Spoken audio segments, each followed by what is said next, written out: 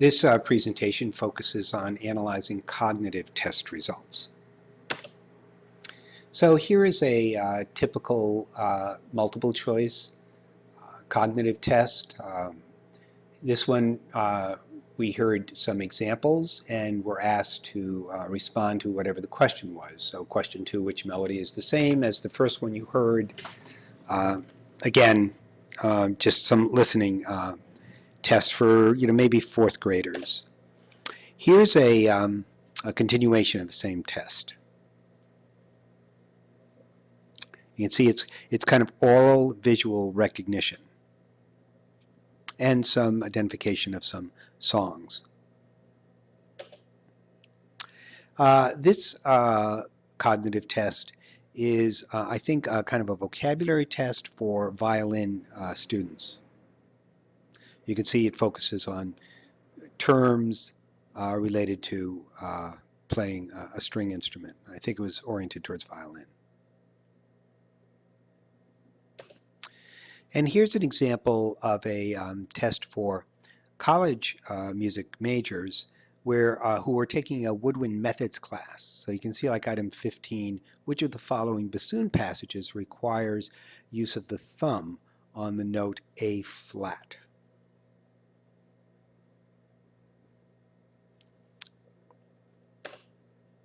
So when analyzing objective test items, we're concerned about two statistical descriptors of the items. One is the difficulty index, which is simply the percent of those passing the items.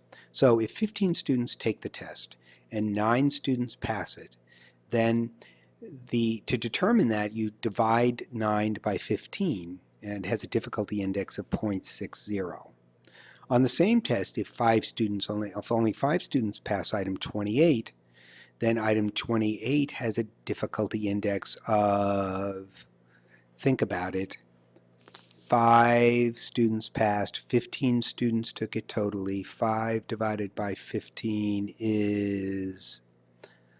Which item is easier? The easier item, of course, is the one in which a larger number of people passed it. So the difficulty index is really, the higher the difficulty index, the easier the item is. So here are some examples of difficulty indices for 20 items. It's actually not a percentage, as that column is titled. It's really a proportion. And you report them not as percents, but as proportions, and to 2 decimal places. So you can see when 9 out of 15 pass, it's 0.6. For item number 1, when 15 people out of 15 pass, it's a very easy item, right? Nobody got it wrong, so it's 1.00. Which is the most difficult item? The one in which the fewest people passed. You need to look down the list near the bottom. I know you're all getting the right, you're all saying to yourself, I know which one it is. The one in which the fewest people passed out of 15 people. Here's another example. Unfortunately, it should be reported as 0.80, not 80.90. But when here you have some odd numbers, 17 out of 21 people, that's roughly 80% of the people passed it. You'd round it off to 81. 0.81 should be the right answer. Again, which is the most difficult item in this group of items? Which item did the fewest of the 21 students who took it pass? Kind of towards the bottom, but also close to the middle.